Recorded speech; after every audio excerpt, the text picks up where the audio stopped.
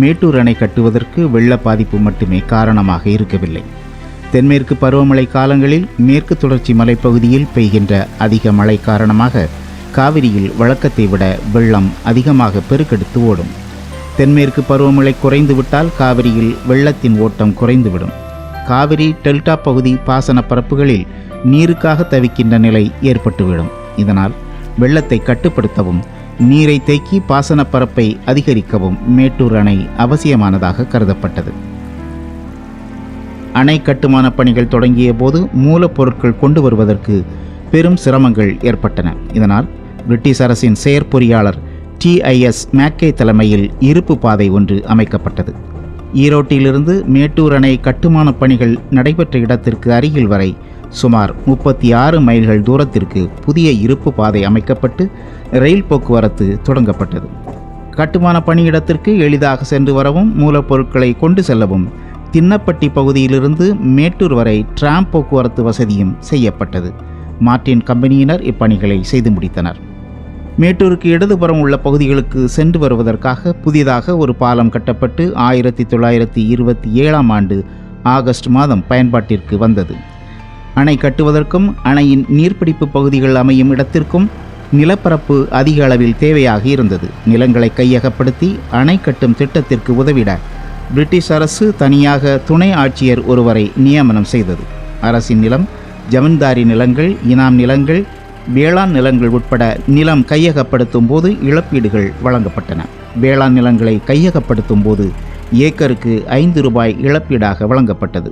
சேலம் மாவட்டத்தில் 7409 ஏக்கர், கோயம்புத்தூர் மாவட்டத்தில் 11462 ஏக்கர் நிலங்கள் எடுக்கப்பட்டன.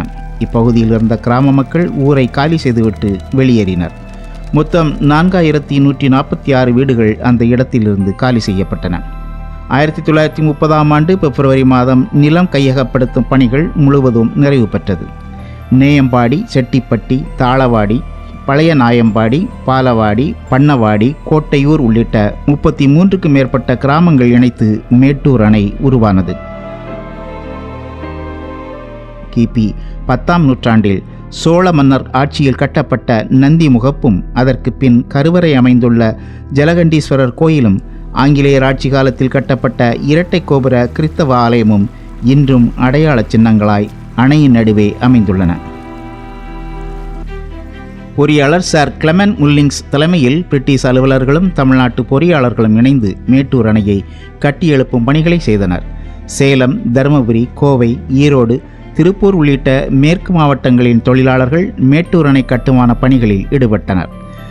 வேலூர், செங்கல்பட்டு, மதுரை, ராமநாதபுரம், திருநெல்வேலி பகுதிகளிலிருந்தும் மேட்டூர் அணை கட்டுவதற்கான தொழிலாளர்கள் அழைத்து வரப்பட்டனர். ஆண்களுக்கு 7 அணாவும் பெண்களுக்கு 4 அணாவும் சம்பளமாக கொடுக்கப்பட்டன. அணை கட்டும் தொழிலாளர்கள் கட்டுமான பணியிடத்திற்கு அருகிலேயே கூடாரங்கள் அமைக்கப்பட்டு அதில் தங்க வைக்கப்பட்டனர். 18,000 தொழிலாளர்கள் அக்குடியிருப்பில் தங்கியிருந்ததாக குறிப்புகள் தெரிவிக்கின்றன. அலுவலர்களும் பொறியாளர்களும் குடியிருக்க மேட்டூர் நகரம் தனியாக உருவாக்கப்பட்டது. 1926 மார்ச் மாதம் மேட்டூர் டவுன்ஷிப் கட்டி முடிக்கப்பட்டு திறந்து வைக்கப்பட்டது. அணை அமைவிடத்திற்கு வலதுபுறம் ஸ்மித் மலை, ஸ்டோனி மலை, கேம்பல் மலை பகுதிகளில் குழி தோண்டப்பட்டது.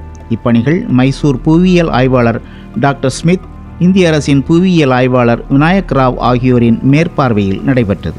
காவிரியில் வெள்ளம் வந்தால் அதனை எப்படி எதிர்கொள்வது என்பதற்கான தனி ஆய்வுகள் நடைபெற்றன. சராசரியாக 1910ஆம் ஆண்டு வரையிலும் காவிரியில் 2 லட்சம் கன அடி வெள்ளம் பெருக்கெடுத்து ஓடியுள்ளது. 1896இல் 2,07,000 கன அடி வெள்ளமும் 1924இல் அதிகபட்சமாக 4,56,000 கன அடி வெள்ளமும் காவிரியில் கடந்துள்ளது.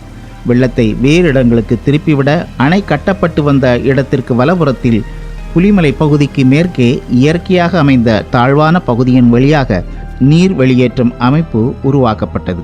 அணையின் இடது பக்கம் 20 அடி உயர புதிய அமைப்பும் கட்டப்பட்டது. இந்த அமைப்பின் வழியாக வெளியேறும் நீர் தொட்டில்படை என்ற இடத்தின் அருகே மீண்டும் காவிரியுடன் கலக்குமாறு அமைக்கப்பட்டிருந்தது. மழை, வெள்ளம், குளிர், பனி, வெயில் என தட்பவெப்பநிலை மாற்றங்களை பொருள்படுத்தாமல் அணை கட்டுமான பணிகள் தொடர்ந்து நடைபெற்றன. அணை கட்டுமானத்திற்கு சுண்ணாம்பு மற்றும் காரை அதிக அளவு பயன்படுத்தப்பட்டது. இதற்கான சுர்கி சுண்ணாம்பு சேலம், சங்ககிரி, பவானி பகுதிகளிலிருந்து கொண்டு வரப்பட்டது. கட்டுமான உறுதிக்காக போர்ட்லாண்ட் சிமெண்ட் கான்கிரீட் போடப்பட்டது. கட்டுமானத்திற்கு தேவையான மணலை சோளப்பாடி பகுதிகளிலிருந்து பரிசல்கள் மூலமாக கொண்டு வந்தனர். கூடுதலான மணல் தேவைக்கும் அணையின் உறுதியை அதிகப்படுத்தவும் பாறைகளை உடைத்து அந்த மணல் அதிக அளவு பயன்படுத்தப்பட்டது. சேத்தமலைக்கு கிழக்கே புலிமலை பகுதியில் பாறைகள் எடுக்கப்பட்டன. அணை கட்டுவதற்கும் பாறைகளை வெடிவைத்து தகர்ப்பதற்கும் தேவையான மின்சாரத்திற்காக டீசல் ஜெனரேட்டர்கள் பயன்படுத்தப்பட்டன. கூடுதல் மின்சாரம் சிவசமுத்திரம் மின் உற்பத்தி நிலையத்திலிருந்து பெறப்பட்டது. 9 ஆண்டுகாலம் இடைவிடாமல் நடந்த கட்டுமான பணியால் ஆசியாவிலேயே முதல் உயரமான அணையாக காவிரியின் குறுக்கே மேட்டூர் அணை எழுந்து நின்றது.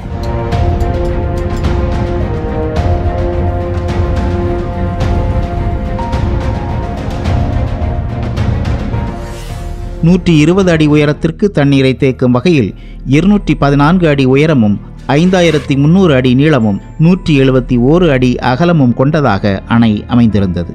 அணை கட்டி முடிக்கப்பட்ட போது இந்தியாவின் உயரமான நீளமான அணையாக மேட்டூர் அணைதான் திகழ்ந்தது. காவிரி பாசன வேளாண்மையின் புதியதொரு மைல்கல்லாக அணையின் உறுதித்தன்மை சோதனை செய்த பின்பு 1934ஆம் ஆண்டு ஜூன் 12ஆம் நாள் மேட்டூர் அணையின் மதகுகள் திறந்து விடப்பட்டன. அதே ஆண்டு ஆகஸ்ட் 21ஆம் நாள் சென்னை மாகாண ஆளுநர் முறைப்படி மேட்டூர் அணையை திறந்து வைத்தார். மேட்டூர் அணை கட்டுமான திட்டத்தினை தொடங்கி வைத்த சென்னை மாகாண ஆளுநரான சர் ஜார்ஜ் ஃப்ரெடரிக் ஸ்டான்லியின் பெயரினை அணைக்கு சூட்டி ஸ்டான்லி அணை என்று அழைத்தனர். மேட்டூர் அணையின் அருகிலேயே ஸ்டான்லி பூங்கா ஒன்றும் உருவாக்கப்பட்டது. இதனை ஆளுநர் ஸ்டான்லியின் மனைவி பேட்ரிக் ஸ்டான்லி திறந்து வைத்தார்.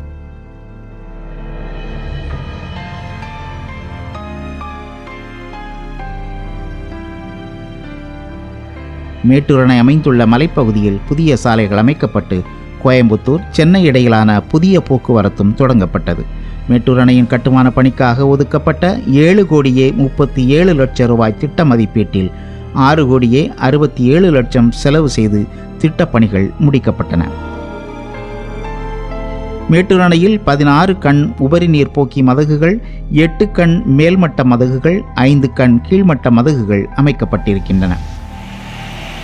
16 கண் மதகுகள் கொண்டதாக அமைக்கப்பட்ட மேட்டூர் அணையில் 2 சுரங்க மின் திட்டங்கள் செயல்பட்டு வருகின்றன. பிரிட்டிஷ் ஆட்சியில் தொடங்கப்பட்ட சுரங்க மின் திட்டமும் விடுதலை இந்தியாவில் தொடங்கப்பட்ட சுரங்க மின் திட்டமும் மின் உற்பத்தி செய்து வருகிறது. 4 அலகுகள் கொண்ட நீர்மின் நிலையம் மூலமாக மின்சாரம் தயார் செய்யப்படுகிறது. லோயர் மேட்டூர் பவர் ஹவுஸ் 4 பிரிவுகளாக செயல்பட்டு வருகிறது. முதல் பிரிவு சுமார் 10 கிலோமீட்டர் தொலைவில் செக்கனூர் நீர்த்தேக்கத்திலும், 2வது பிரிவு 20 கிலோமீட்டர் தொலைவில் நெருஞ்சிப்பேட்டை நீர்த்தேக்கத்திலும், 3வது பிரிவு பவானி அணையிலிருந்து 16 கிலோமீட்டர் தொலைவில் கொன்னேரிப்பட்டி நீர்த்தேக்கத்திலும், 4வது பிரிவு பவானி அணையிலிருந்து 5 கிலோமீட்டர் தொலைவில் உராச்சிக்கோட்டர் நீர்த்தேக்கத்திலும் அமைக்கப்பட்டுள்ளது. மேட்டூர் அணையிலிருந்து தண்ணீர் திறக்கப்பட்டால் அணை மற்றும் சுரங்க மின் நிலையம் மூலம் 250 மெகாவாட் மற்றும் காவிரி ஆற்றில் 7 கதவணை மின் நிலையங்கள் மூலம் 210 மெகாவாட் மின் உற்பத்தி செய்யப்படுகிறது. காவிரியின் குறுக்கே கட்டப்பட்ட மேட்டூர் அணையின் மூலமாக சேலம் மாவட்டத்தில் 4.66 லட்சம் ஏக்கர் பாசன நிலங்களும், திருச்சி மாவட்டத்தில் 2.74 லட்சம் ஏக்கர், தஞ்சாவூர், திருவாரூர், நாகப்பட்டினம் மாவட்டங்களில் 12.05 லட்சம் ஏக்கர், புதுக்கோட்டை, கடலூர் உள்ளிட்ட மாவட்டங்கள் 2.70 லட்சம் ஏக்கர் என்று சுமார் 20 லட்சம் ஏக்கருக்கும் அதிகமான வடிநிலங்கள் மேட்டூர் பாசனத்தால் பயன்பெற்றன. 4 லட்சம் ஏக்கரில் குறுவை சாகுபடியும் 12 லட்சம் ஏக்கரில் சம்பா சாகுபடியும் நடைபெற்றது. தற்போது மேட்டூர் அணையினால் சேலம், நாமக்கல், ஈரோடு, திருவாரூர், புதுக்கோட்டை உள்ளிட்ட 12 மாவட்டங்களைச் சேர்ந்த 16 லட்சம் ஏக்கர் நிலங்கள் பாசன வசதி பெற்று வருகின்றன. மேட்டூர் அணையில் மீன்பிடித்தல் சிறப்புக்குரியதாக விளங்குகிறது. அணையின் நீர்த்தேக்க பகுதிகளில் 2000க்கும் மேற்பட்ட படகுகள் மூலமாக உள்நாட்டு மீனவர்கள் மீன்பிடி உரிமம் பெற்று மீன்பிடி தொழில் செய்து வருகின்றனர்.